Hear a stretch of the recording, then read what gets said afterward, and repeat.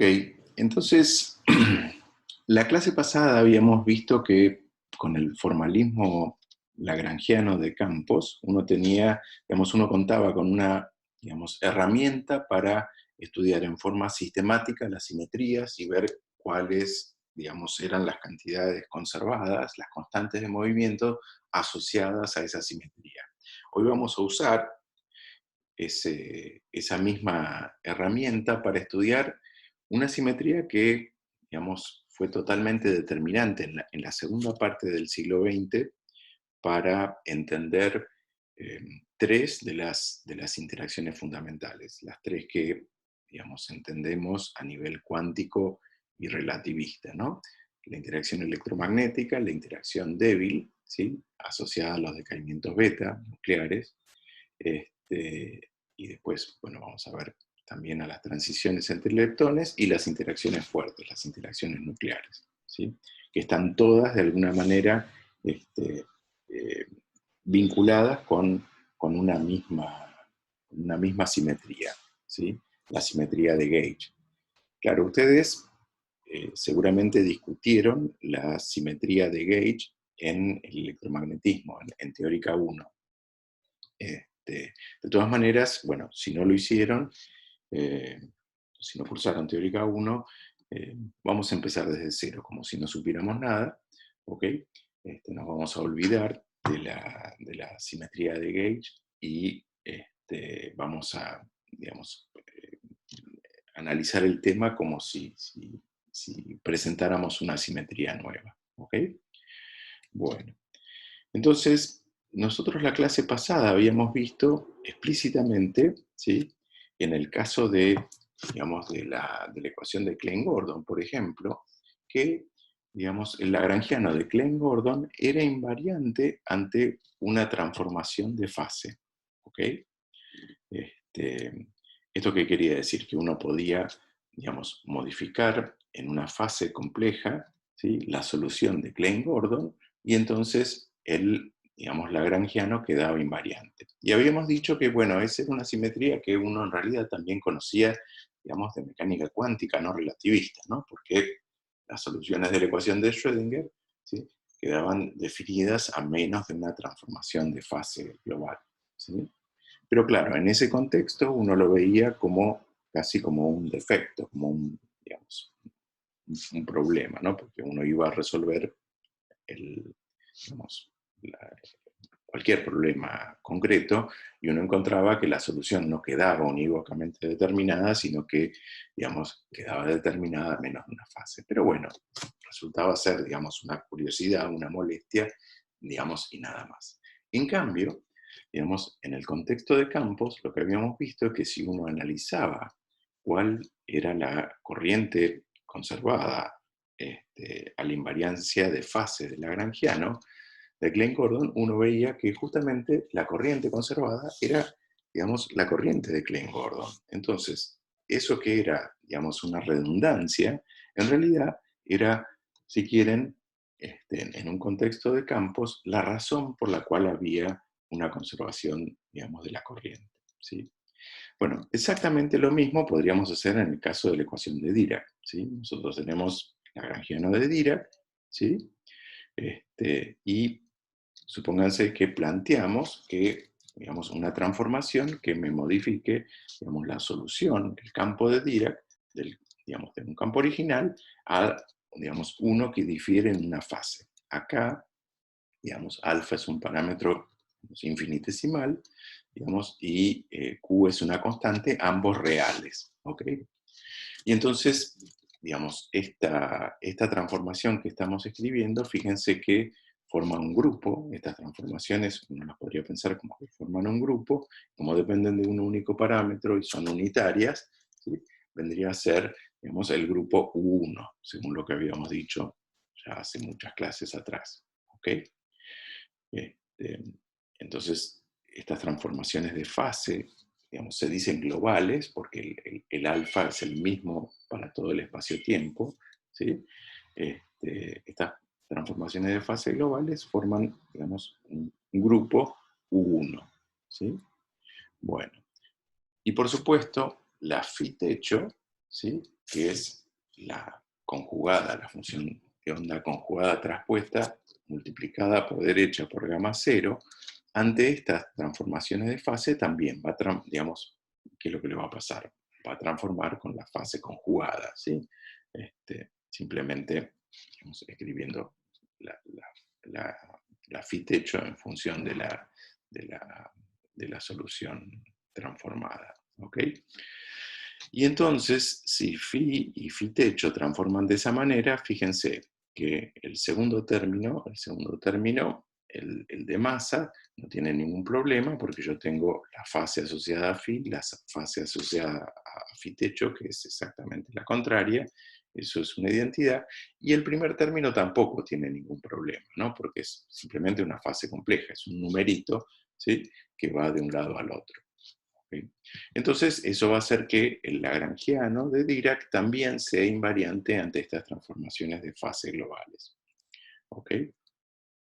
Bueno, en el lenguaje de la clase pasada, ¿se acuerdan que nosotros escribíamos por un lado la transformación explícita del lagrangiano como el lagrangiano original más, digamos, si lo podíamos escribir como la cuadridivergencia de algo, ¿sí?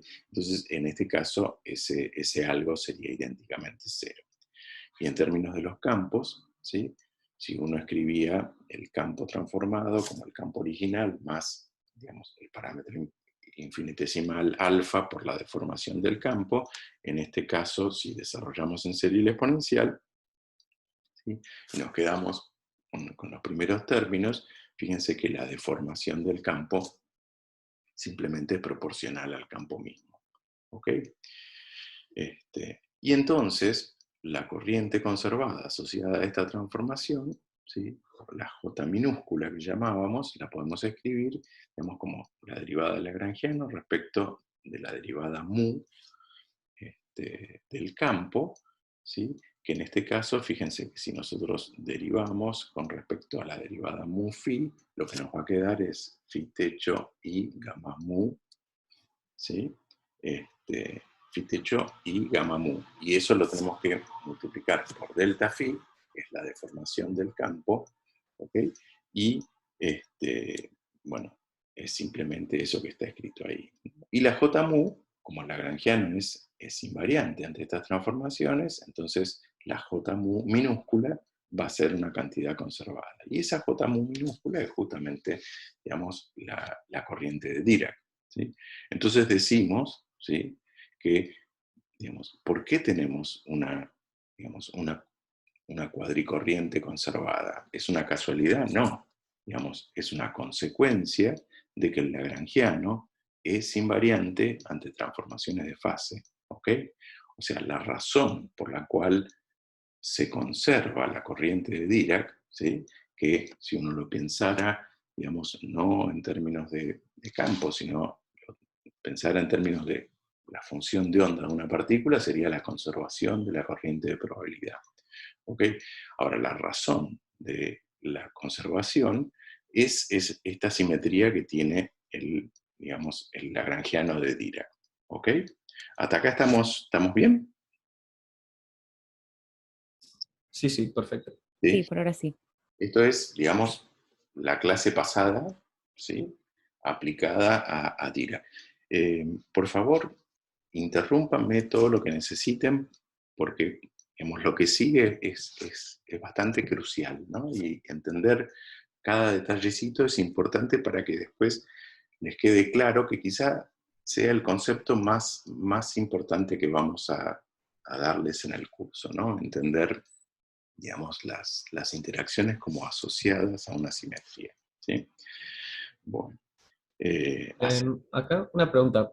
sí, Para ver la simetría de, o sea, que el lagrangiano no cambia ante este cambio de fase, lo único que haces es reemplazar la solución en el lagrangiano y ves claro, que te da lo mismo, ¿no? y la solución techo, y chequear que esa fase que vos le estás agregando a la solución y la fase conjugada se cancelan, ¿sí? Claro, claro. Genial. En el Claro. término de masa es evidente, ¿no? Porque vos tenés la solución phi, ¿ok? La reemplazás por e a la i q alfa phi, ¿ok? Y la phi techo la reemplazás por la conjugada, ¿sí? Y entonces esos dos numeritos se cancelan entre sí, ¿sí? Porque la transformación es unitaria.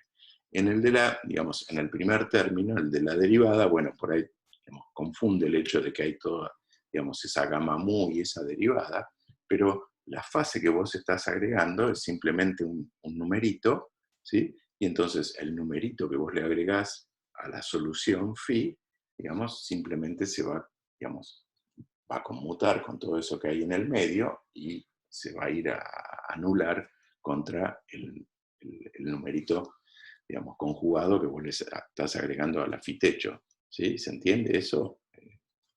Claro, es una fase global, no entra en la derivada y conmuta con las Exactamente. gamas. Exactamente. Es un numerito Genial. simplemente y, digamos, y siempre le pones a phi el contrario, el inverso de phi techo. ¿Ok?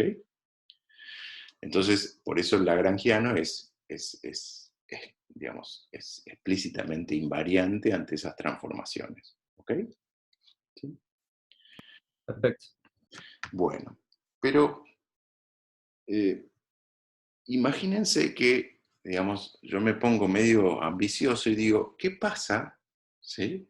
Si en lugar de tener una transformación global, o sea, una transformación que sea la misma para todos los puntos del espacio-tiempo, yo me despertara un día y dijera, bueno, voy a cambiar en cada punto del espacio-tiempo de manera distinta la fase, ¿ok?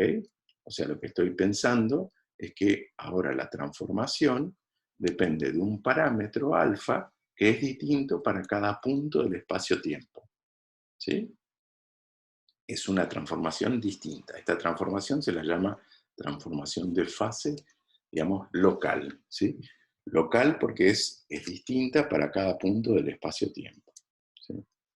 Ahora, claro, cuando yo sustituyo, digamos, las soluciones por las soluciones transformadas en el lagrangiano, fíjense, ahora sí, digamos, voy a tener un conflicto con el término que tiene la derivada, ¿sí? O sea, el segundo término, el término de masa, va a seguir siendo, digamos, invariante, ¿ok? Pero el término que tiene la derivada va a tener un problema, ¿por qué? Porque el d mu, ¿sí? La derivada mu de phi que yo tengo en el lagrangiano de Dirac, cuando se transforme, digamos, se va a transformar como, digamos, en la derivada de un producto, ¿sí? La derivada de la fase, que depende ahora de x, y la derivada de digamos, del campo, que también en general depende de x. Entonces, esa derivada va a tener, digamos, dos términos, ¿sí? Fíjense, en el primero simplemente derivé, digamos, el primero y dejé el segundo factor sin modificar, y entonces al aplicar la derivación sobre la fase, digamos, lo que me bajó es una d mu alfa. El segundo es igual que antes, digamos, dejo la exponencial sin derivar y aplico la derivada al campo. ¿Ok? Entonces tengo estos dos términos, ¿sí? Que de todas maneras puedo sacar factor común, la exponencial, ¿sí? Entonces tengo el término de antes y el término nuevo, ¿sí? ¿Ok? Bueno, en este caso entonces el lagrangiano claramente no va a ser invariante, ¿sí? Porque ahora, digamos, el término de masa sí va a ser invariante, pero el primer término, se lo suele llamar término cinético. No me pregunten por qué. Este, el primer término, fíjense que, digamos, va a quedar embrollado con- con ese, ¿cómo se llama? Con ese pedazo adicional dependiendo de mu alfa. ¿Ok? Claro, y uno entiende por qué digamos, no es invariante el lagrangiano, porque es que yo estoy ahora cambiando, digamos, como un loco en cada lugar del espacio-tiempo en forma arbitraria la solución, y entonces, digamos, el problema transformado va a ser obviamente distinto, digamos, del problema original. Yo no puedo cambiar. Una cosa sería cambiar todas las fases, ¿sí? De una manera, digamos, coherente, y otra cosa distinta es cambiarlo como digamos, un mono con escopeta en cada punto del espacio-tiempo. Entonces, este lagrangiano no es invariante, digamos, ante estas transformaciones. ¿Ok? Ahora, yo me podría hacer la pregunta, bueno, ¿y cómo podría ser para que yo, digamos, tuviera invariancia ante este tipo de transformaciones? Ustedes dirán, estás loco, ¿qué te importa? Digamos, un lagrangiano que sea invariante ante, digamos, este tipo de transformaciones. Bueno, supónganse que yo lo quisiera hacer. Fíjense que el problema claramente es la derivada, ¿no? Porque la derivada es la que me engendra ese término, digamos, extra molesto, ¿sí? Si yo pudiera eliminar, ¿sí? Que me aparezca ese término, entonces el lagrangiano sería otro lagrangiano, sería el lagrangiano que representa otra realidad, sería, sería invariante ante esas transformaciones, ¿sí? Entonces, fíjense, como el problema, ¿sí?, en el lagrangiano de Dirac es la derivada, yo lo que tendría que hacer en principio es, en lugar de tener esa derivada común, la derivada mu, yo tendría que tener un cachivache, un operador de mu, ¿sí?, tal que, digamos, cuando actúe sobre el campo y aplique la transformación, el único, digamos, el único eh, efecto que tenga es, digamos, tener la exponencial por, digamos, este nuevo operador actuando sobre la solución. ¿Y qué pasa? Si, digamos, este bicho transforma de esta manera, entonces el lagrangiano va a ser invariante, ¿sí? ¿Ok? ¿Se entiende? O sea, si yo en la ecuación de Dirac, en lugar de escribir la derivada ordinaria de mu, escribo esto, llamémoslo derivada covariante, ¿sí?, cuando actúa, ¿sí?, sobre, digamos, un campo y se transforma, lo único que hace es sacarme una exponencial, y esa exponencial se cancela, ¿sí?, con la transformación del phi techo. ¿Ok? Entonces, el lagrangiano escrito con esta, digamos, derivada covariante, sería invariante ante estas transformaciones de fase local. ¿Okay? El derivada covariante no es, digamos, covariancia en el sentido de las transformaciones de Lorentz, ¿sí?, sino que, digamos, lo que quiere decir es que, digamos, es una especie de derivada, ¿sí?, que cuando actúa sobre los campos hace que, digamos, eso transforme exactamente de la misma manera que transformaban los campos, o sea, simplemente sacando solo, digamos, la exponencial afuera. ¿Ok? No sé si hasta acá estamos o tienen alguna Sí, pregunta. sí, perfecto. ¿Sí? Entonces, me inventé este cachivache, ¿sí?, que llamo derivada covariante y cuyo objeto, digamos, cuya única acción, cuyo único efecto es, digamos, sacar la exponencial. ¿Ok? Entonces, fíjense, pero ¿qué corno será, digamos, qué pinta tendrá esta derivada covariante? ¿Sí? Bueno, uno en principio siempre podría escribir a esta derivada covariante como la derivada ordinaria más algo, ¿sí? IQ, digamos, a mu, digamos, es algo. Fíjense, lo único que estoy diciendo es que, digamos, el menos IQ a mu es la derivada covariante menos la derivada ordinaria. Eso siempre lo puedo hacer. Digamos, esto es totalmente general, ¿sí? Porque yo hasta ahora no impuse ninguna restricción sobre quién es este AMU. ¿Ok? Lo que sí le voy a pedir, ¿sí?, es que este AMU, digamos, transforme ante transformaciones de Lorentz como un cuadrivector, para que entonces el lagrangiano de Dirac siga siendo, digamos, invariante Lorentz, o sea, siga teniendo, digamos, la invariancia que yo siempre quise ante transformaciones de Lorentz, ¿sí? Entonces, para eso, este AMU que yo le agrego tiene que transformarse como un cuadrivector. ¿Ok? Bien. O sea, simplemente parametricé de forma distinta mi derivada covariante. ¿Sí?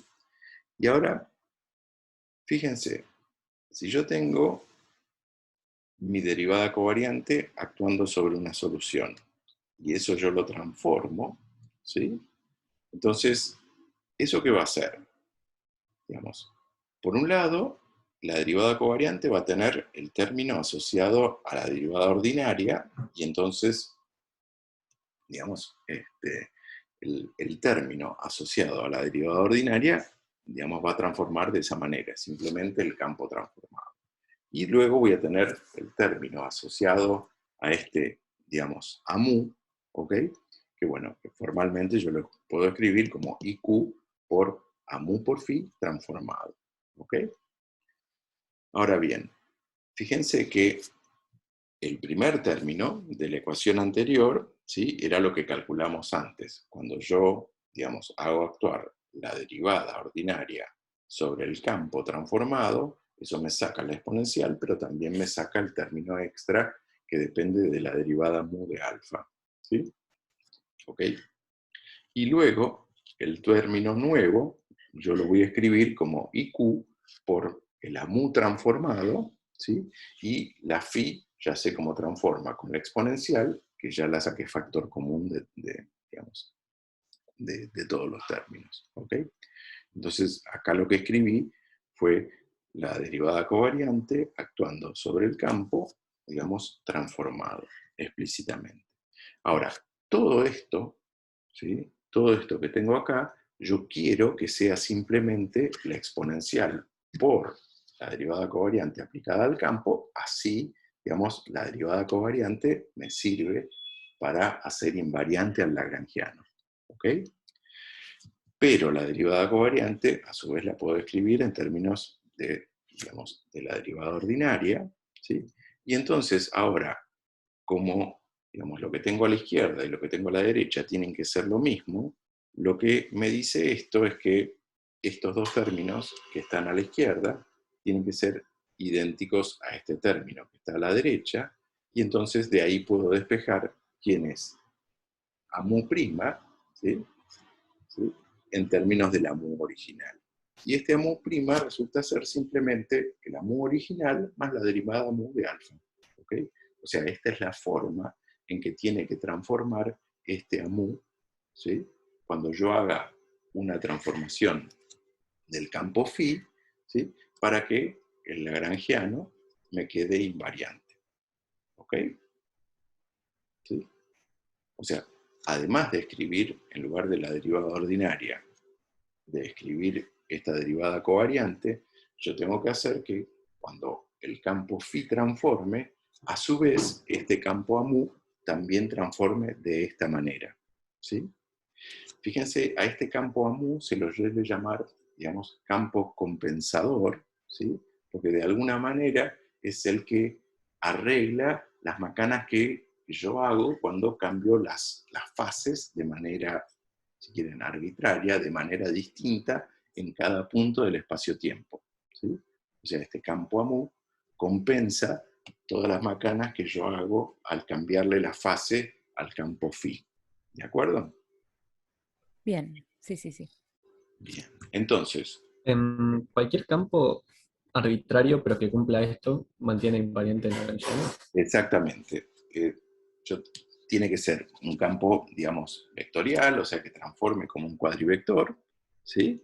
Y que cumpla este requisito, y es lo único que yo necesito para que, digamos, el, el lagrangiano escrito con la derivada covariante, digamos, sea invariante.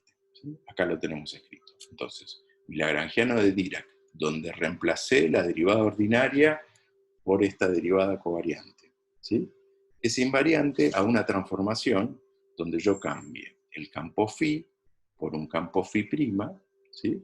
Tal que, digamos, el campo phi' es el campo original por una exponencial de un argumento que depende del espacio-tiempo, ¿sí? Y simultáneamente, dentro de la derivada covariante, ¿sí? El campo compensador a mu transforme de esta manera.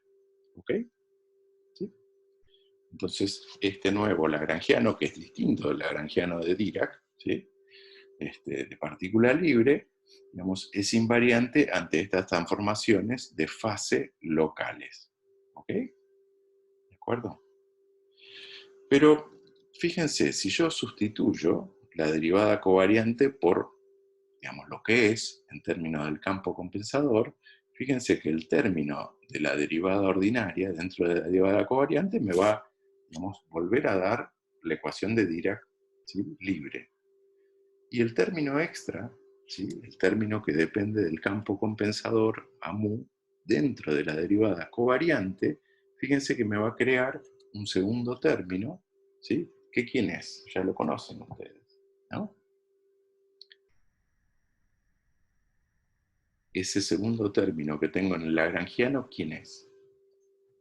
¿No es el del Es campo electromagnético? exactamente. O sea, el término que me parece, digamos, al yo sustituir la derivada ordinaria por la derivada covariante, es exactamente el mismo término que yo introducía para, digamos, agregarle, digamos, la interacción con un campo electromagnético, ¿sí? A la partícula de Dirac, ¿sí? Lo primero que tenía era la corriente de Dirac, digamos, phi techo gamma mu phi, digamos, y eso estaba contraído con AMU, que en ese contexto era el campo electromagnético, un campo electromagnético externo. Ah, qué casualidad. ¿Será casualidad eso? No, digamos, para nada. Fíjense que lo que yo hice, o lo que yo hacía, mejor dicho, para llegar, ¿sí?, al término de interacción con el campo electromagnético, digamos, era sustituir P mu por P mu, digamos, menos Q sobre C por A mu. ¿Ok? Entonces, esa sustitución, que yo la usé en Dirac, pero también la usaba en cuántica no relativista o incluso en mecánica clásica, fíjense que era, en términos de, digamos, en representación de coordenadas, lo que yo estaba haciendo, ¿sí?, era sustituir la derivada, ¿sí?, ordinaria por una derivada covariante. ¿Ok? O sea, lo único que le estaba haciendo a mi sistema era hacerlo invariante, ¿sí?, ante transformaciones de fase locales. ¿Ok? Y la manera en que transforma el campo, que yo vi, a mu prima, que es a mu más de mu alfa, era justamente, digamos, lo que yo llamaba la invariancia, digamos, de gauge del electromagnetismo. ¿Sí? ¿Se acuerdan?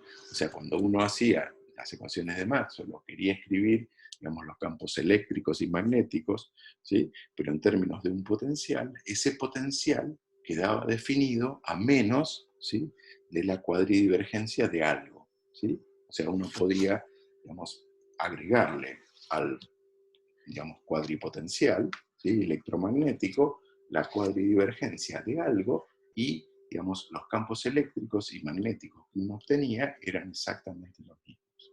¿Ok? Bueno, entonces, ¿cómo no me dijeron? ¿Cómo no me dijeron que cuando yo hacía la sustitución esa mágica, en realidad lo que yo estaba haciendo era, digamos, sustituir la derivada ordinaria por una derivada covariante? ¿Sí? Ahora, ¿será casualidad que justamente la manera en que yo necesito que transforme el campo compensador es una simetría del electromagnetismo? No, no es una casualidad tampoco. Fíjense que yo lo que hice hasta ahora fue básicamente al, digamos, lagrangiano de Dirac, ¿sí?, de partícula libre, al reemplazar la derivada ordinaria por la derivada covariante, lo que hice fue, digamos, agregarle, digamos, como una especie de interacción. ¿Sí? El primer término del lagrangiano es el lagrangiano de, digamos, de Dirac libre. ¿Sí? El segundo término, ¿sí?, sería la interacción entre los campos de Dirac y este campo compensador a mu, ¿sí?, que yo pensaba como el electromagnetismo. Ahora, ¿qué pasa si yo dijera, bueno, digamos, ya que estoy modificando el lagrangiano y le estoy poniendo cosas, ¿qué pasa si pongo un campo, digamos, un término que dependa exclusivamente del campo mu? O sea, que sea, si quieren, la parte libre de este campo mu que yo estoy agregando. Fíjense. O sea, lo que estoy haciendo es inventando lagrangianos. Así como inventé, ¿sí? Digamos, cambié la derivada por la derivada covariante y obtuve un lagrangiano distinto del que tenía, digamos, le voy a agregar, ¿sí?, un término más, ¿ok? Le voy a agregar un término más que dependa exclusivamente del campo compensador AMU, ¿sí? Ahora, ese término, digamos, no puede depender, digamos, linealmente de AMU, porque, digamos, AMU transforma como un cuadrivector. El lagrangiano yo necesito que sea un número, digamos, que sea un escalar de Lorentz, ¿sí? Entonces yo tendría que contraer el AMU con un cuadrivector, ¿sí?, para que entonces eso sea escalar, ¿sí? Bueno, lo podía contraer con sí mismo.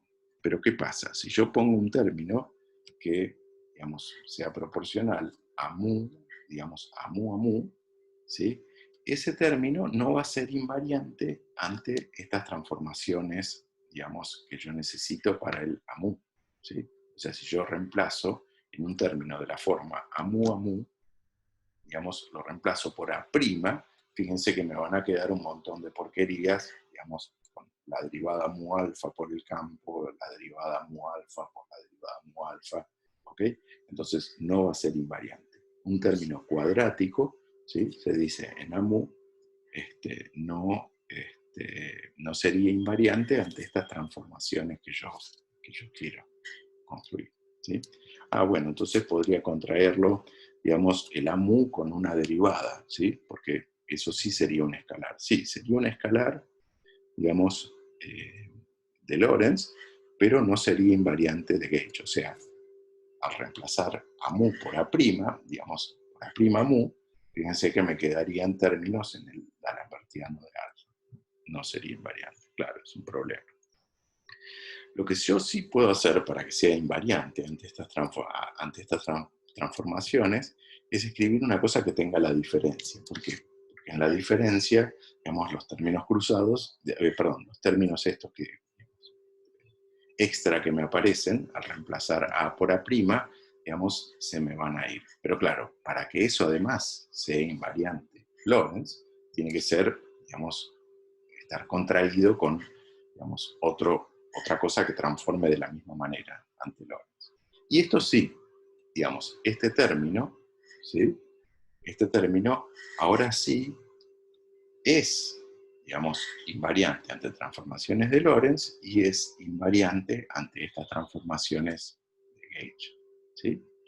Entonces, si yo lo agrego, ¿sí?, el -1/4 es, digamos, o sea, digamos, es una cosa que va por razones históricas. No lo podría absorber en la definición de la AMU tranquilamente.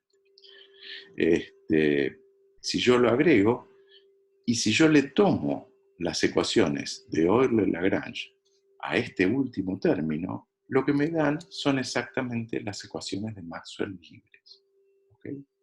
O sea, a este término extra que yo agregué, ¿sí?, digamos, escribiendo lo más simple, ¿sí?, que puedo escribir en términos de la mu, que sea invariante Lorentz e invariante ante transformaciones, digamos, estas transformaciones de fase local, ¿sí?, tiene como ecuaciones de movimiento las ecuaciones de Maxwell, ¿sí? Ahora, claro, a las ecuaciones de Maxwell, ¿sí?, en el vacío, yo llegaba estudiando la ley de Coulomb, la ley de Ampère, la ley de Biot-Savart, la ley de Faraday, etcétera, etcétera.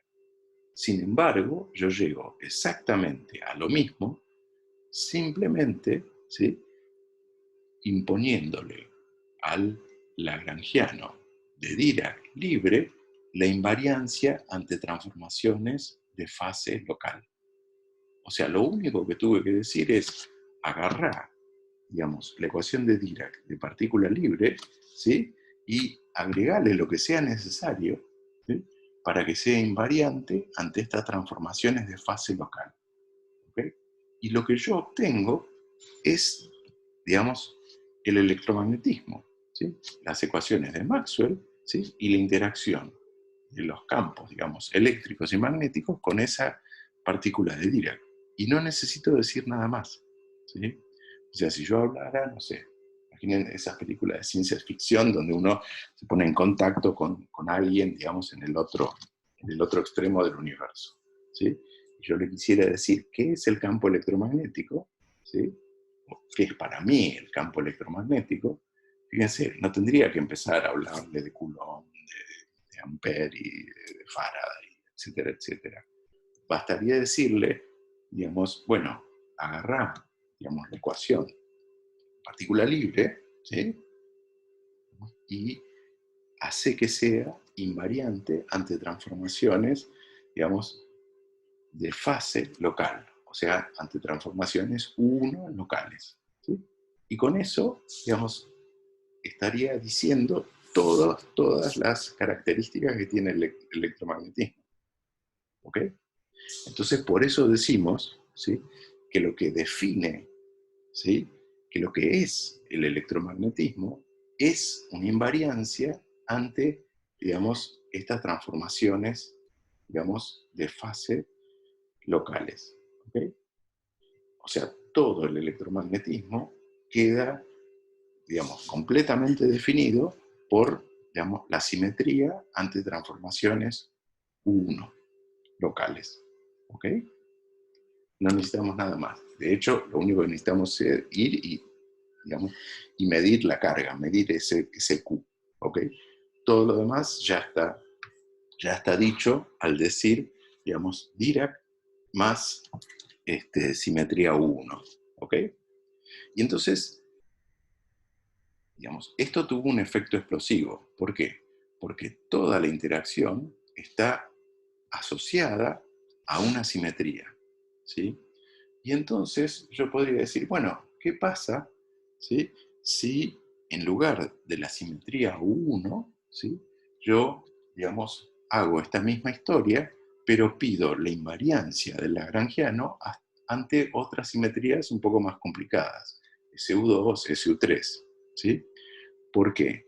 ¿Por qué haría eso? Bueno, porque yo tengo evidencia, digamos, fenomenológica de que, por ejemplo, las interacciones fuertes, digamos, están asociadas a una simetría SU3. ¿Se acuerdan? La simetría SU3 de color, ¿sí? El grado de libertad ese extra que yo le tenía que poner, digamos, a los quarks para que las funciones de onda de los hadrones fueran, digamos, totalmente antisimétricas, ¿ok? O, digamos, también lo veía en otras, digamos, había otras evidencias del color asociadas a la multiplicidad que tenían que tener los quarks en distintas reacciones. O en el caso de las interacciones débiles, ¿sí?, la asociación con SU2 es porque siempre, digamos, aparecen de a dobletes, de a pares, digamos, las partículas que intervienen en las interacciones débiles. El electrón y su neutrino, el muón con su neutrino, etcétera, etcétera. Bueno, cuento corto, efectivamente, digamos, en la segunda parte del siglo XX, la gente se dio cuenta que podía escribir, digamos, en total analogía con el electromagnetismo, digamos,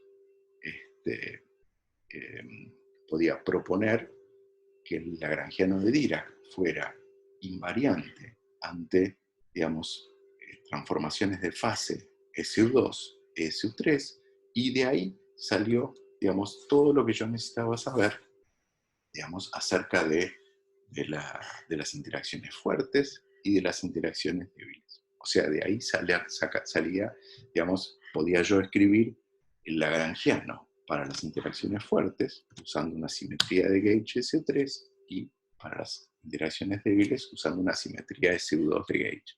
¿Ok? Bueno, esto es, digamos, es un salto, digamos, conceptual, ¿sí?, muy importante, porque ¿qué es lo que estamos diciendo? Lo que estamos diciendo es que las interacciones que yo antes pensaba, no sé, como fuerzas, como lo que fuera, ¿sí?, en realidad son simplemente una manera que tiene la naturaleza de, digamos, de imponer o de respetar una simetría, ¿ok?, a nivel del lagrangiano. ¿ok? Y esta es, digamos, es la novedad. Perdón, Rolo, ¿te puedo hacer Sí, una pregunta? sí, sí, sí. Cuando plantees las simetrías en SU3 o en las otras Ujú. álgebras, ¿te va a aparecer otra D mayúscula o qué Claro. cambiaría? Sí, sí, sí, eso lo vamos, digamos, lo vamos a ver, digamos, despacio, Ah, ok. ¿no? Pero, o sea, por ahora yo me quedo contentísimo si lo entienden para, digamos, para el electromagnetismo, para una transformación uno, ¿sí? Buenísimo. Sí, Pero sí. la idea va a ser exactamente la misma. Una Ok, transformación, uno o más campos compensadores, ¿sí? Y después un lagrangiano, digamos, de la parte, digamos, de los campos compensadores, ¿sí? Independiente que sea invariante Lorentz e invariante ante esa transformación de simetría. Y eso es todo lo que voy a necesitar para escribir, digamos, los lagrangianos de QCD, de las interacciones fuertes y de las interacciones débiles. ¿Ok? buenísimo. Perfecto, gracias. ¿Alguna otra pregunta de esto? Yo tengo una duda, Sí. pero, o sea, vos acá dedujiste una interacción a partir de la simetría del lagrangiano, pero si vos encontrás otra simetría, ¿significa que la vas a poder asociar a una interacción también? Bueno, en el caso de las simetrías SU2 y SU3, sí ocurrió. ¿Ok? O sea, en realidad vos lo que, digamos, vos tenés tu lagrangiano de Dirac, de partícula libre, ¿sí? Y vos podés pedir que sea, digamos, invariante ante distintas, digamos, transformaciones de distintos grupos de simetría, ¿sí? Para estas tres que te estoy diciendo, sí, efectivamente, digamos, la naturaleza, efectivamente es invariante ante esas transformaciones y entonces vos ves que existe esa interacción, ¿sí? Pero vos podrías decir, no, yo quiero que sea invariante ante SU4. Bueno, dale, perfecto, ¿sí? Pero después tenés que ir y chequear que efectivamente existe, ¿sí? Nosotros sabemos que existe solo para, digamos, para estas tres, ¿ok? En realidad para la primera hicimos un poco de trampa porque ya sabíamos, digamos, teníamos ya una descripción, digamos, del electromagnetismo anterior. Lo único que hicimos fue darnos cuenta, ¿sí?, de que yo lo podía pensar al electromagnetismo como una simetría 1. Y después calqué, ¿sí? Calqué esa simetría de gauge con otras simetrías SU2, SU3, y con eso obtuve, digamos, un lagrangiano para las otras interacciones. ¿Ok? Claro, sí, sí, sí. Pero, digamos, de alguna manera también yo tenía de antes algún indicio de que la simetría, digamos, las interacciones fuertes estaban asociadas con un SU3, ¿sí? Por ese grado de libertad que me faltaba para los hadrones, ¿sí? Y que las interacciones débiles estaban asociadas a un SU2, porque había dobletes, digamos, de partículas por todos lados, ¿sí? Pero eso lo vamos a discutir, digamos, ¿okay? En las próximas clases. De hecho, de acá al final del curso. ¿Ok? ¿Sí? Genial. Bueno. eh, bien. O sea, se entiende la idea. Tengo Dirac libre, le pido que sea invariante, ¿sí? Ante uno local, ¿sí? Y eso, digamos, la modificación que yo le tengo que hacer a Dirac libre es la interacción con el campo, digamos, electromagnético que yo ponía medio a ojo, y es, digamos, las ecuaciones de Maxwell en el vacío. ¿Ok? ¿De acuerdo? O sea, lo que yo hacía en realidad era hacer que mi sistema, ¿sí?, fuera invariante, digamos, ¿cómo se llama? Ante transformaciones U1, ¿ok? Sin darme cuenta. Bueno. Bueno, ¿y qué corno será este campo AMU? ¿Sí? Entonces, ahora tenemos que estudiar un poquito, digamos, qué características tendrá este campo AMU, este campo compensador que de alguna manera, digamos, me hace que el mundo sea invariante U1. ¿Sí? Fíjense que en las ecuaciones, digamos, las ecuaciones de Maxwell, ¿sí?, si uno las escribe, ¿sí?, en lo que se llamaba el gauge o la condición de Lorentz sin la T, ¿sí? Era otra persona, ¿sí? ¿Ok? Las ecuaciones de Maxwell me quedan escritas idénticas a lo que sería, digamos, como una especie de ecuación de Klein-Gordon, ¿sí? Sin el término de masa. ¿Ok? Cada una de las componentes, digamos, A0, A1, A2 y A3, ¿sí? Satisfacen una especie de ecuación de, digamos, de Klein-Gordon sin masa. ¿Sí? ¿Qué era esta condición de Lorentz? Era lo siguiente: cuando uno, digamos, trabajaba en electromagnetismo y decía, bueno, voy a escribir, digamos, un potencial del cual yo derive el campo eléctrico del campo magnético para, de alguna manera, restringir esa, digamos, libertad que yo tenía para escribir a mus, yo, digamos, imponía, digamos, una condición sobre la mu, ¿ok? Para, de alguna manera, fijar esa libertad, esa indeterminación que yo tenía en el AMU. Eso era la condición de Lorentz, ¿ok? Bueno, si yo lo hago, lo que yo obtengo entonces es como, digamos, ecuaciones de Klein-Gordon para cada una de las componentes. Y entonces, cuando yo vaya a cuantizar esto, fíjense que yo lo voy a cuantizar como que lo voy a cuantizar con el mismo procedimiento que usaba para la ecuación de Klein-Gordon. Y eso me llevaba, digamos, a una cuantización bosónica, una cuantización con conmutadores. ¿Ok? Y entonces, los cuantos asociados a este campo compensador AMU, ¿sí?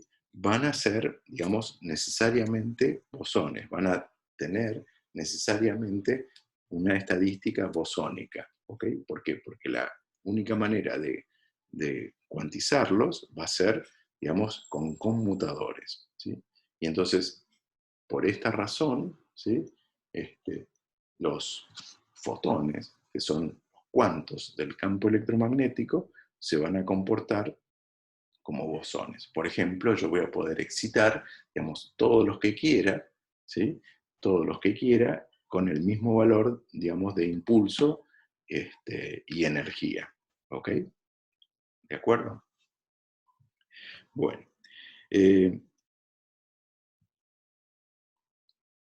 Una cosa que, digamos, tal vez vieron en Teórica 1, ¿sí? Y si no la mencionamos, es que tanto la ecuación, digamos, las ecuaciones de Maxwell en el vacío, ¿sí? Como lo que sería una ecuación de Maxwell con, digamos, un término extra, ¿sí? Cuadrático en el campo, que a nosotros no nos interesa, digamos, porque no es invariante de gauge, ¿no? O sea, si yo le agregara un término cuadrático en AMU, perdería justamente la invariancia de gauge con la cual estoy tan fascinado. Pero, bueno, cualquiera de los dos, ¿sí? Tiene como, digamos, como solución, ¿sí? Una cosa de este estilo, ¿sí? O sea, un AMU que sea un cuadrivector, ¿sí? Epsilon mu por una especie de onda plana, es trivialmente solución tanto de la ecuación, digamos, de Maxwell, ¿sí? De las ecuaciones de Maxwell sin masa, como las ecuaciones de Maxwell con masa. ¿Ok? El PMU simplemente es un cuadrivector que al cuadrado sea, digamos, la masa en el caso masivo sea 0 en el caso no masivo. ¿Sí? Y el epsilon era, digamos, los podía elegir 4, digamos, cuadrivectores, digamos, linealmente independientes. ¿Ok? O sea, yo podría, digamos, escribir 4 cuadrivectores linealmente independientes y, digamos, los 4 serían soluciones de mi ecuación de Maxwell. ¿Ok? Bueno, ahora bien, fíjense que si yo trabajo en una condición particular, en la condición, digamos, de Lorentz, ¿sí? Entonces la ecuación de Maxwell se reduce, ¿sí? A una ecuación de Klein-Gordon sin masa en un caso, a una ecuación de Klein-Gordon con masa, digamos, en el segundo. ¿Sí? Pero la condición esta de Lorentz, ¿sí? Escrita, digamos, no en representación de coordenadas, sino el d mu escribirlo como PMU, fíjense, lo que me hace es restringir de la libertad que yo tenía para elegir digamos, el cuadrivector de polarización, ¿sí? El epsilon, ¿sí? Digamos, esa condición me restringe a que yo solo ahora pueda escribir 3, digamos, cuadrivectores linealmente independientes. ¿Ok? Ahora, imagínense que yo, digamos, eligiera mi sistema de coordenadas tal que el eje Z apunte en la dirección del PMU, ¿sí? O en el lenguaje de Electro sería que digamos, mi sistema de coordenadas apunte en la dirección de propagación, digamos, del campo. ¿Ok? Del vector de onda, no sé cómo quieran llamarlo. ¿Sí? Entonces, fíjense que la condición de Lorentz, ¿sí? Lo que me hace es restringir, digamos, la componente 0 y la componente 3 del cuadrivector, digamos, de polarización, pero me deja totalmente libres las componentes 1 y 2. ¿Ok? Entonces, yo simplemente elijo esos 3 cuadrivectores, ¿sí?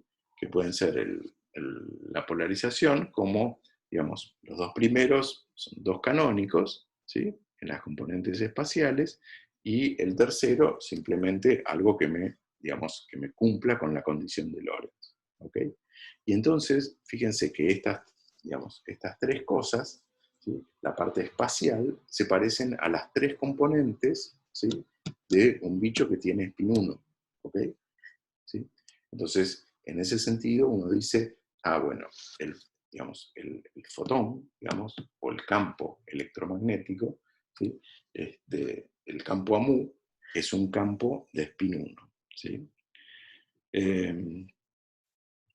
Sin embargo, digamos, hay una cosa. En el caso, digamos, de masa cero, ¿sí? La condición esta de Lorentz no termina de fijar totalmente digamos, la libertad que yo tenía asociada a la invariancia de Gauge. ¿Sí? ¿Qué quiere decir esto? Que yo en realidad, digamos, yo siempre le puedo, digamos, agregar al campo AMU algo, ¿sí? Digamos, y obtener las mismas, digamos, los mismos campos eléctricos y magnéticos. Ese algo que yo le puedo agregar, ¿sí? Digamos, si tiene la forma, ¿sí?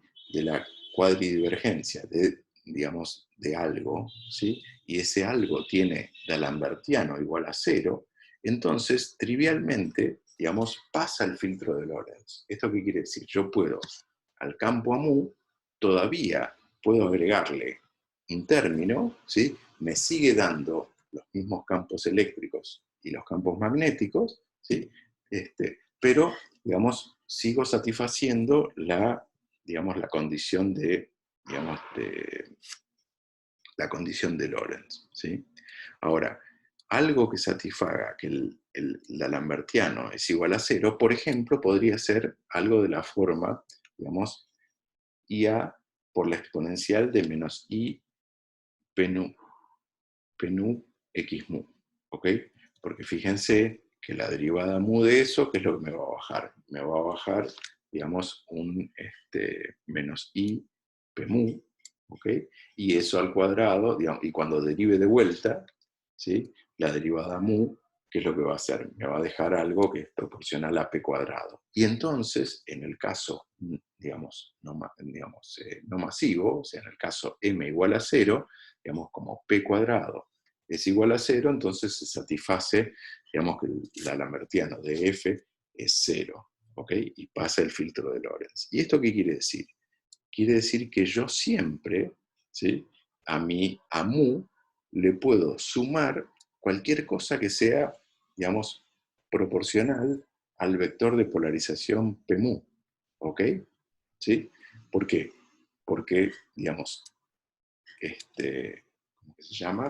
Sigue siendo, sigue dándome los mismos campos eléctricos y magnéticos. Ahora, si yo le puedo agregar, digamos, cualquier cosa que sea proporcional a PMU, y ese PMU solamente tiene componentes en la parte temporal y en la parte Z, lo que quiere decir es que el tercer vector de polarización puede ser cualquier cosa. En particular lo puedo elegir igual a 0. ¿Sí?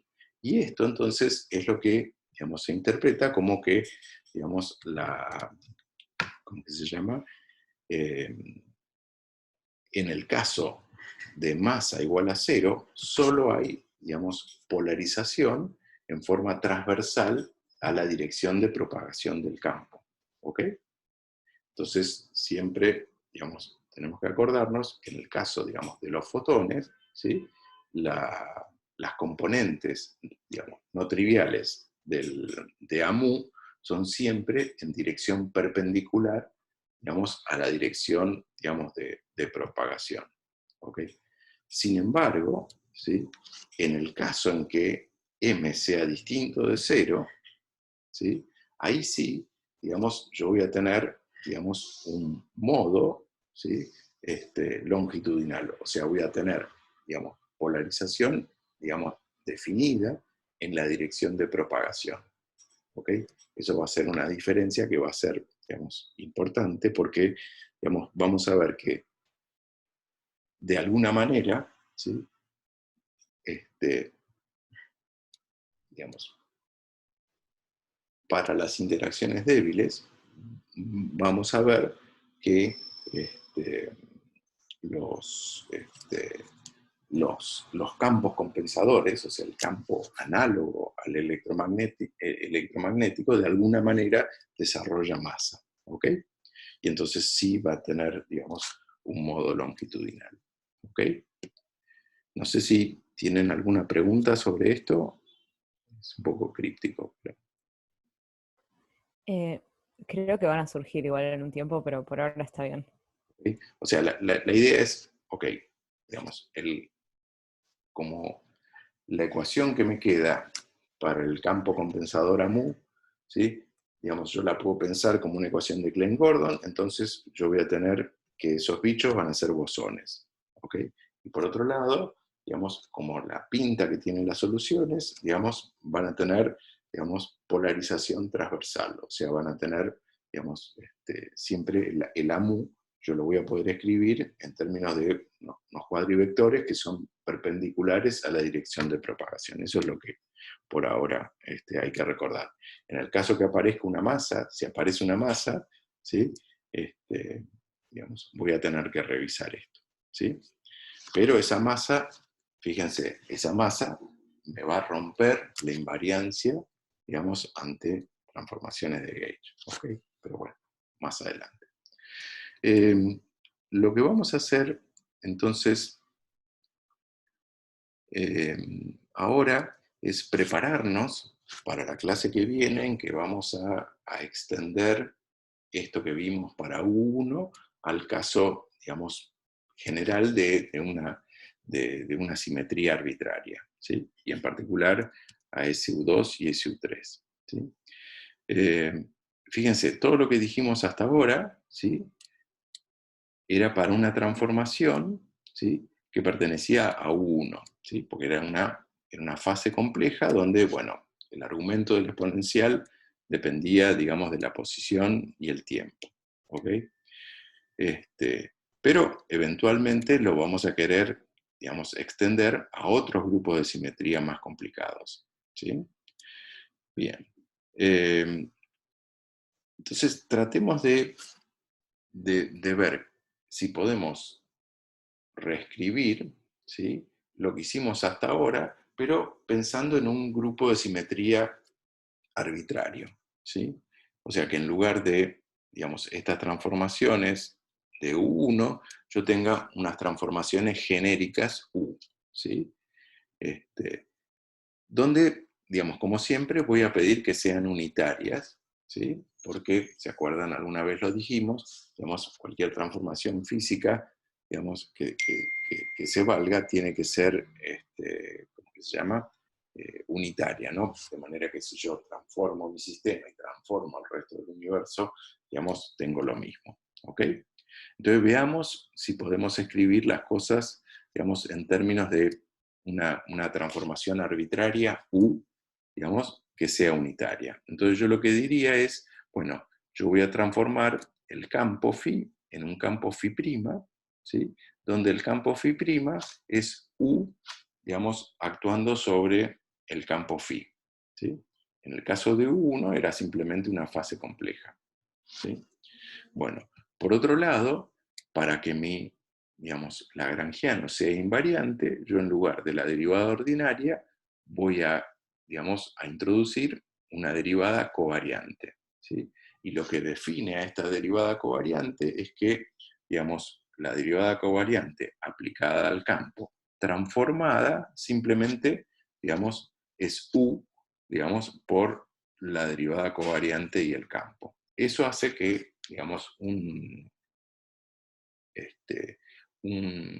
lagrangiano de Dirac sea invariante, digamos, ante estas transformaciones. O sea, si el campo transforma, como en el primer renglón, y la derivada covariante transforma como en el segundo, entonces el lagrangiano de Dirac siempre va a ser invariante ante estas transformaciones. ¿Ok? Pero claro, el asunto, lo interesante, es cómo transforma a mu, ¿sí? Para que ocurra esto, ¿sí? O sea, si yo escribo la derivada covariante como la derivada ordinaria más algo, ¿cómo tiene que transformar ese algo para que ocurra esto que yo quiero, ¿sí? Entonces, fíjense, simplemente pensemos que la derivada covariante actuando sobre un campo phi, ¿sí? Escribo los tres términos y, digamos, cambio de miembro y escribo a la izquierda, digamos, el AMU. ¿Ok? ¿Está bien hasta ahí? ¿Sí?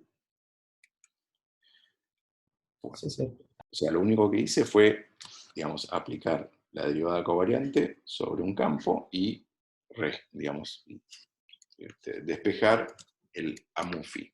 ¿Ok? Bueno, ahora fíjense que si yo transformo esta ecuación, entonces transformo los tres términos, ¿sí? Simplemente escribo el AMU phi transformado, el DMU phi transformado y la derivada covariante sobre phi transformado, ¿sí? Ok. Ahora, la transformación, ¿sí?, del producto de AMU phi por phi es simplemente el AMU transformado por el phi transformado, ¿sí? Ahora, la transformación del DMU phi, o sea, del primer término del miembro derecho, ¿sí? Fíjense que me daba dos términos, ¿sí? Uno que tenía, o piénsenlo, cuando yo haga la derivada, ¿sí?, la derivada ordinaria del campo transformado, por un lado voy a tener la derivada de U por phi, digamos, sin derivar, más U por la derivada de phi. ¿Ok? O sea, lo único que hice fue escribir, digamos, en la línea anterior, el phi' como U por phi. ¿Ok? Y luego, el último término, el de la derivada, digamos, el de la derivada covariante sobre phi, al transformar, bueno, por definición de derivada covariante, tiene que transformar como U por la derivada covariante de phi. ¿Ok? ¿Sí?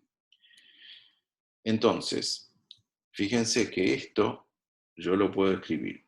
El miembro, digamos, el miembro de la izquierda lo dejo exactamente igual a como estaba, ¿sí? El primer término y el segundo también, ¿sí?, digamos, del miembro derecho. Y el tercer término sustituyo la derivada covariante, digamos, en términos de la derivada ordinaria y el campo compensador. ¿Ok? ¿Sí? Pero ahora, fíjense que el segundo término del miembro derecho y el tercer término del miembro derecho son iguales y de signo contrario. ¿Ok? Entonces, fíjense que además, digamos, en el primer término del miembro derecho, yo puedo escribir la phi como la phi', digamos, por la transformación inversa. O sea, escribo phi como U a la menos 1 por phi'. ¿Ok? Y lo mismo hago en el cuarto término. Digamos, en el cuarto término escribo phi como igual a -1 por phi'. Y entonces ahora, en todos los términos, están multiplicados por phi'. ¿Ok? Entonces, digamos, lo que puedo hacer ahora entonces es despejar, digamos, a mu' como, digamos, paso dividiendo el 1 sobre, el IQ, ¿ok?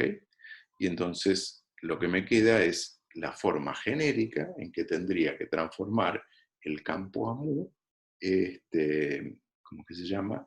Para cualquier transformación U unitaria, ¿sí? O sea, esta sería, digamos, la receta, digamos, para ver cómo tiene que transformar el campo compensador a mu, ¿sí? Ante una transformación unitaria cualquiera, ¿sí?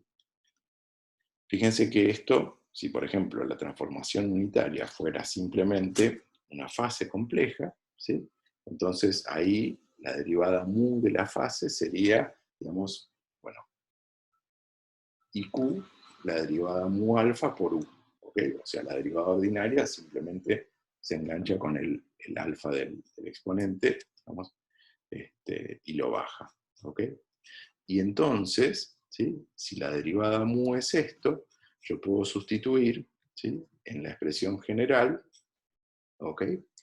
Y aprovechar que, digamos, por un lado se me cancelan estos IQs, se me cancelan el U y el U a la -1, y efectivamente, digamos, y además, en el último término, fíjense que como U, ¿sí? Y U a la -1 son simplemente fases complejas, son numeritos, ¿sí? Entonces conmutan con AMU, y entonces los puedo, digamos, los puedo cancelar, ¿ok? Y me queda exactamente la forma que vi que yo que tenía que tener, digamos, la forma de transformar el campo, digamos, AMU. ¿Ok? ¿Sí? ¿Estamos bien hasta acá? ¿O es Sí, sí, Se perfecto. entendió. ¿sí? Está perfecto. Ok. Bueno, esto nos va a servir en general cuando querramos usar otro grupo de simetría simplemente para ver cómo tiene que transformar, digamos, el campo compensador. ¿Sí? ¿De acuerdo? Bueno. La otra cosa, que es todavía más creepy, es lo siguiente. Imagínense que yo tuviera el conmutador de dos derivadas covariantes aplicadas al campo, ¿sí? O sea, una cosa horripilante, ¿sí? Esto, digamos, por definición, sería simplemente derivada mu, derivada nu de psi, perdón, menos la derivada nu, la derivada mu de psi, ¿ok? Digamos, eso es lo que define el conmutador. Ahora, la derivada mu, derivada nu de psi, yo la puedo escribir, ¿sí? Simplemente usando la definición de la derivada covariante. ¿Ok? ¿Ok? Y digamos, el campo. Entonces ahora lo que tendría que hacer es, digamos, distribuir el producto. ¿Sí? Entonces fíjense que yo voy a tener, por un lado, vamos, el primer término, simplemente los dos términos con la derivada, después voy a tener dos términos cruzados, ¿sí? Donde voy a tener una derivada y un campo compensador, pero fíjense que en un caso la derivada va a estar actuando sobre todo lo demás, ¿sí? ¿Ok? Y en el otro la derivada solamente va a estar actuando sobre el campo, ¿sí? ¿Ok? Y finalmente, el término, digamos, que es cuadrático en AMU. ¿Ok? Bueno.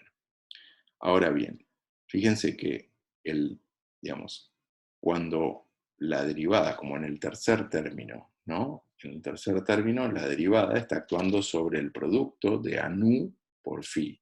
Entonces, eso lo tengo que escribir como la derivada de un producto, ¿ok? Y entonces, eso, digamos, me daría lugar a dos términos. Uno donde la derivada actúa sobre el ANU y otro sobre, digamos, donde la derivada actúa sobre el phi. ¿Ok? Bueno. Bien.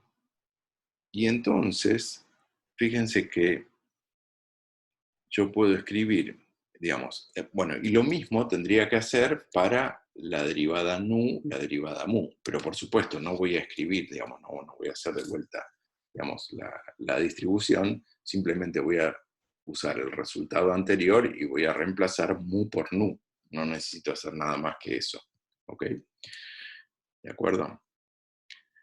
Bueno, ahora fíjense, cuando yo tome la diferencia, ¿sí?, para calcular el conmutador, muchos de estos términos se van a anular. ¿Sí? ¿Por qué? Porque, digamos, tener la derivada mu, nu, sobre phi es lo mismo que tener la derivada nu, mu.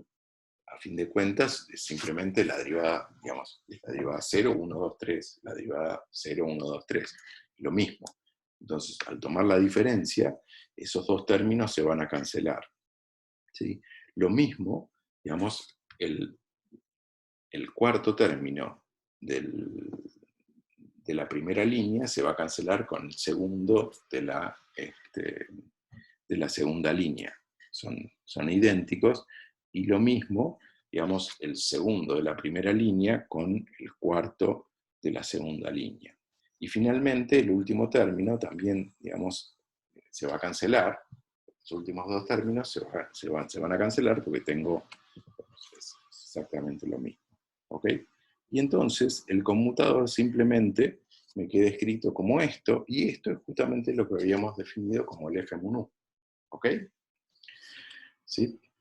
Entonces, fíjense, esto es lo que, digamos, ¿para qué nos va a servir? Bueno, va a ser, digamos, la receta, ¿sí?, para escribir cosas que sean variantes de gauge, ¿sí?, pero, digamos, en un caso más general. ¿Sí? Fíjense que, digamos,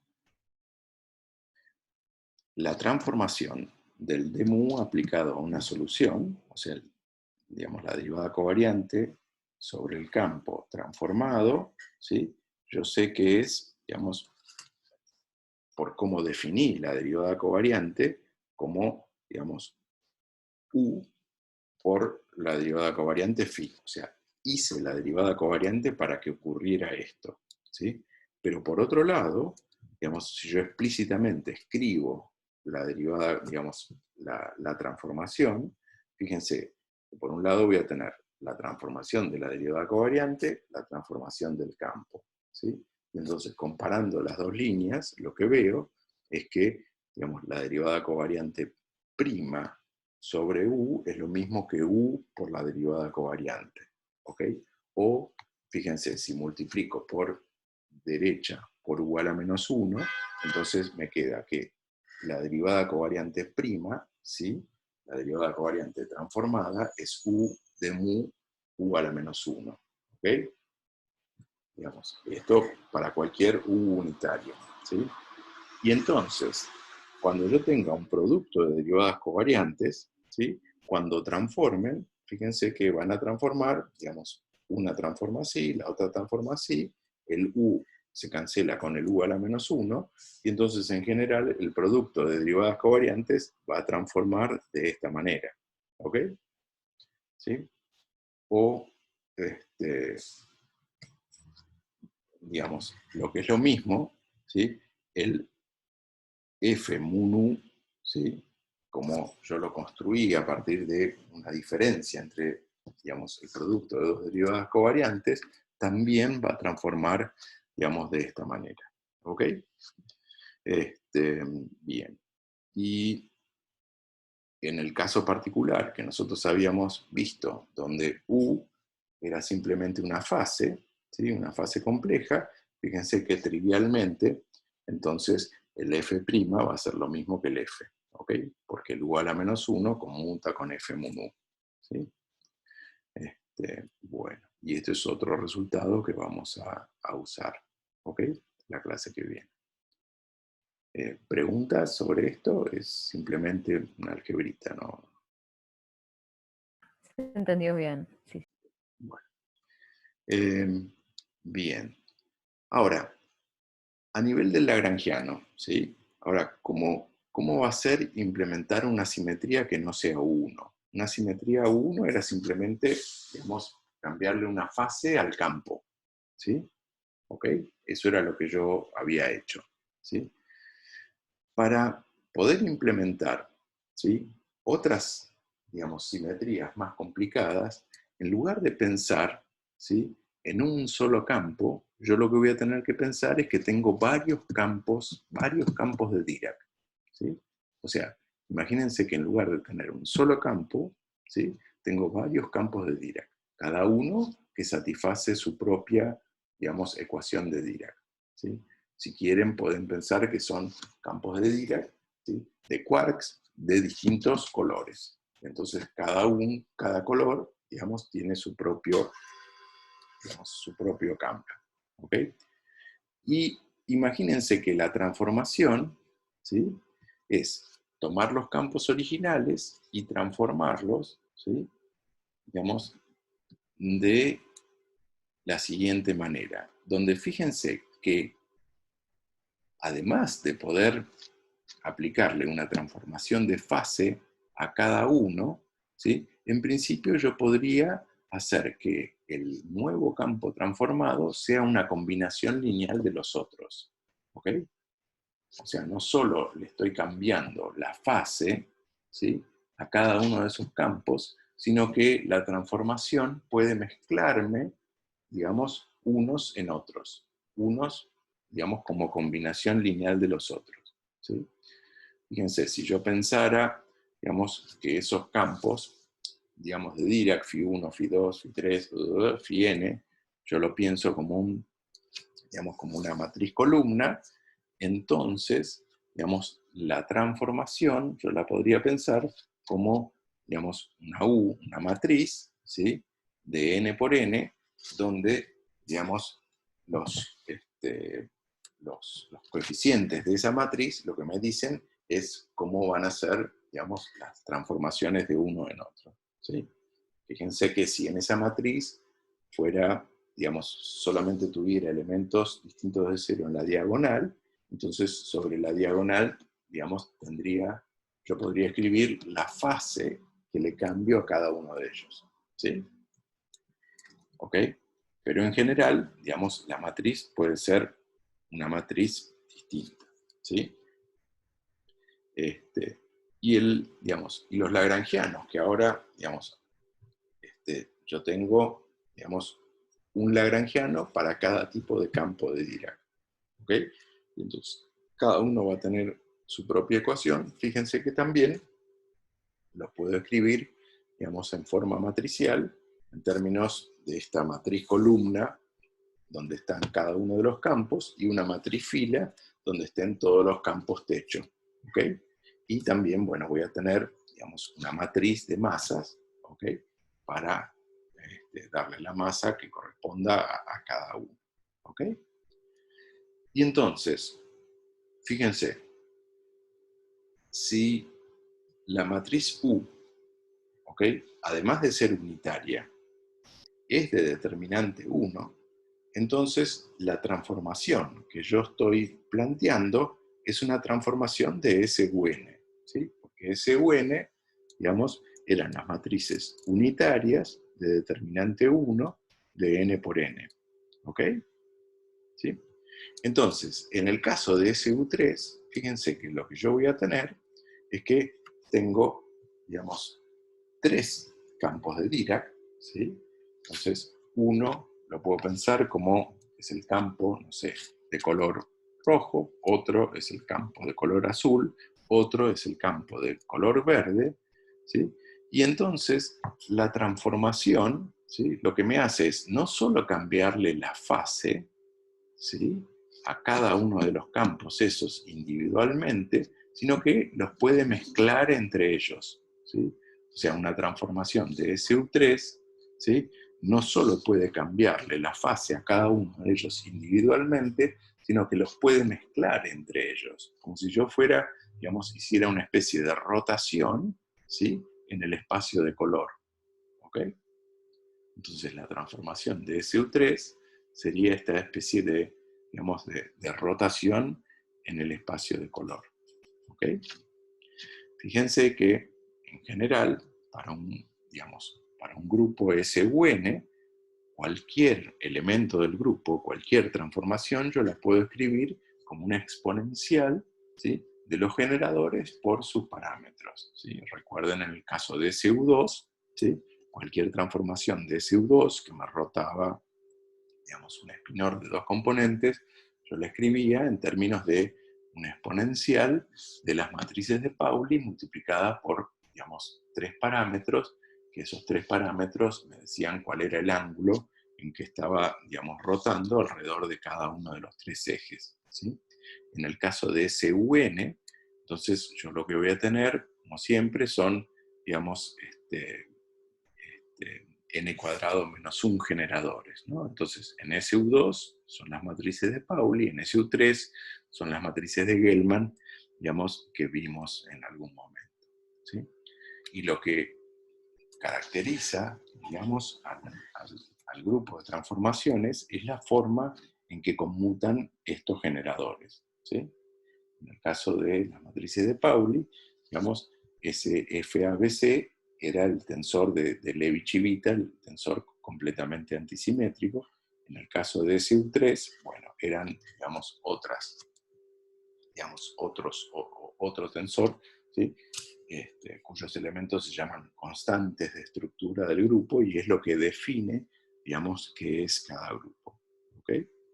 Bueno, pero siempre la transformación yo la voy a poder pensar como una exponencial, donde ahora no tengo un único parámetro infinitesimal alfa, sino que tengo un parámetro infinitesimal asociado a cada generador. ¿Okay? Y por supuesto, para que la transformación sea de gauge, ese parámetro, ¿sí?, digamos, puede depender del espacio-tiempo. ¿Okay?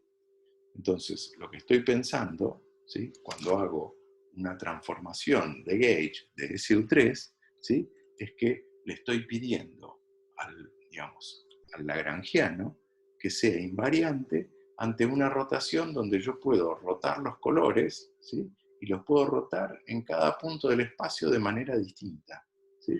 Y aún así, digamos, el lagrangiano tiene que ser invariante, o sea, la física tiene que ser invariante ante esas transformaciones donde yo en cada punto, digamos, del espacio-tiempo haga una rotación arbitraria en el espacio de color.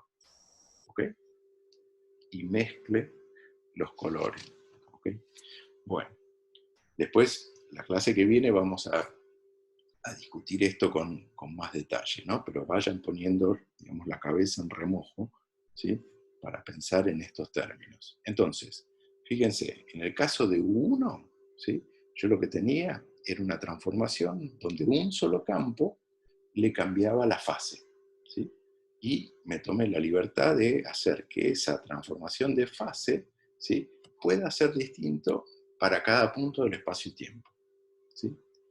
En el caso de SUN, yo no tengo un solo campo, sino que voy a tener n cuadrado menos n campos, ¿sí?, distintos, ¿ok? Y la transformación, digamos, no solo le va a cambiar las fases, sino que a su vez los va a intercambiar entre ellos. Va a escribir, digamos, unos como combinaciones lineales de los otros. Que lo más cómodo es pensar como si fuera una rotación, ¿sí? Así como, digamos, en SU2, digamos, uno rota un spin, ¿ok? ¿Sí? Entonces uno puede pensar que en SU3 uno está rotando en este espacio de color, ¿sí? Entonces antes uno rotaba las componentes, digamos, de spin en las direcciones, digamos, del espacio. En SU3, bueno, uno está rotando, digamos, en ese espacio, digamos, de SU3 característico. ¿Ok? Bueno, ahora, digamos, yo en lugar de la derivada, ¿sí?, yo necesito, digamos, introducir una derivada covariante que me compense el hecho de que, digamos, que la derivada mu de phi que yo tengo en el lagrangiano, ¿sí?, cuando actúa sobre el campo transformado, ¿sí?, la derivada mu actúa sobre phi', me genera un término extra, ¿sí?, el término extra que depende de mu alfa, ¿sí? Ahora, en el caso de SUN, fíjense que yo voy a tener un término extra por cada generador, ¿sí? O sea, cuando yo, digamos, hago la derivada mu del campo transformado, ¿sí?, ahora me aparece un término extra por cada generador que tenga mi transformación.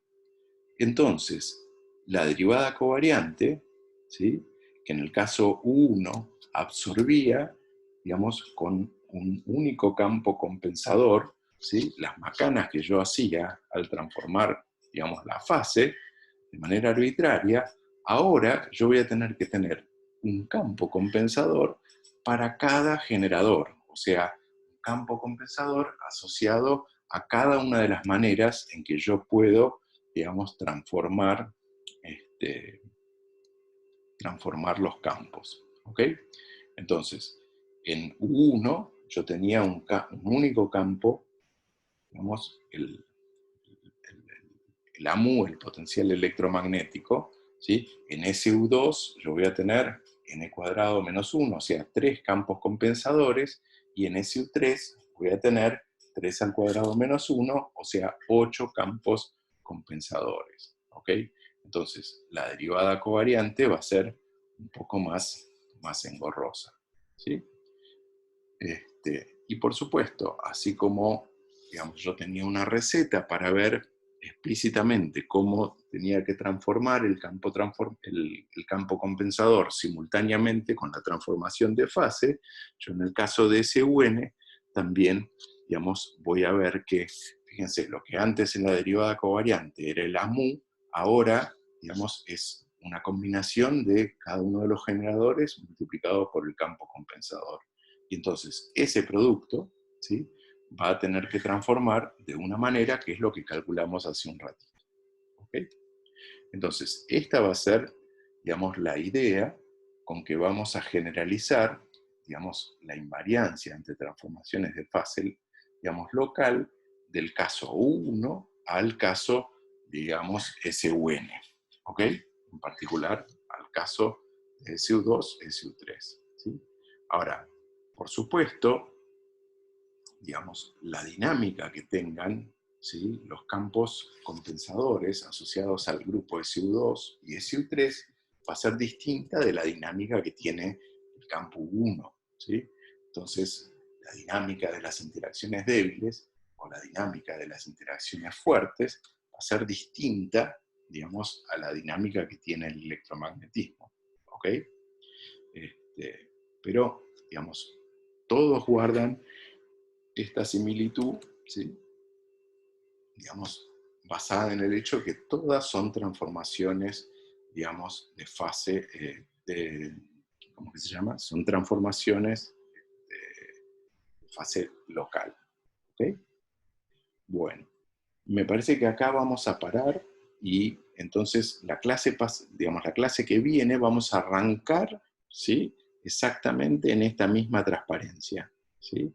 Y vamos a construir sobre esto. Así que, please, les pido que, no sé, un rato antes o el día anterior, ¿sí?, relean, digamos, esta clase, así podemos seguir construyendo sobre esta misma idea. ¿Ok? Dale, buenísimo. No sé si tienen alguna pregunta acá. Acá estas psi-R, psi-B y psi-G son espinores de 4 componentes también. Claro, es un campo de Dirac, ¿sí?, con sus 4 componentes. Uh-huh. O sea, cada uno es un campo de Dirac distinto. ¿Sí? En el caso de los quarks es muy fácil pensarlo porque son los quarks azules que satisfacen la ecuación de Dirac de los quarks azules, los quarks rojos y los quarks verdes. En el caso de las interacciones de SU2, vamos a ver que en los dobletes, digamos, aparecen, digamos, campos de distinto tipo, ¿sí?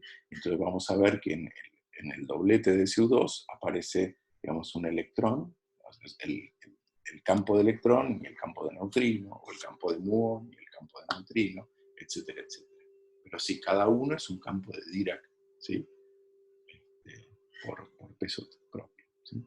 Pero ahora los estamos viendo, digamos, todos juntitos, ¿sí?, y orientados a ver esa simetría de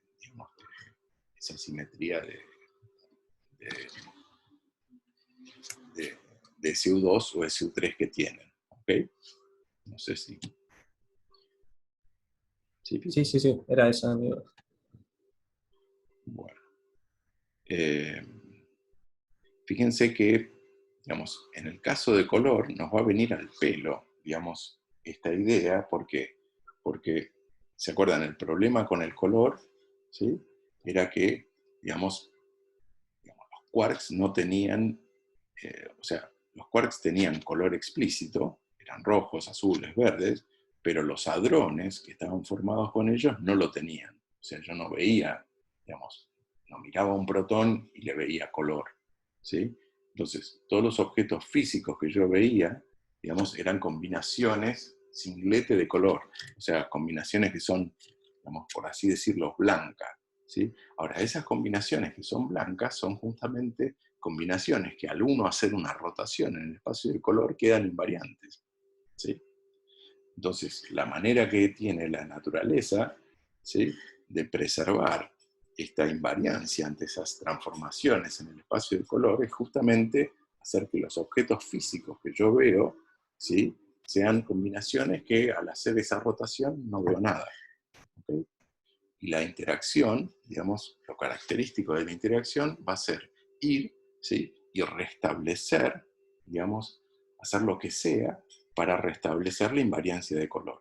Entonces, cuando, digamos, se me escapa un quark de un hadrón con color explícito, la interacción, lo que va a hacer, los campos compensadores, lo que van a ir a hacer es hacer que ese estado esté rodeado de otros, tal que, digamos, el estado que yo vea sea blanco, sea, digamos, sea descolorido. Entonces sea invariante ante esas transformaciones. Bueno, les digo esto tirando pistas de cómo, digamos, de cómo va a seguir la cosa. ¿Ok? Excelente. Sí. Bueno, entonces,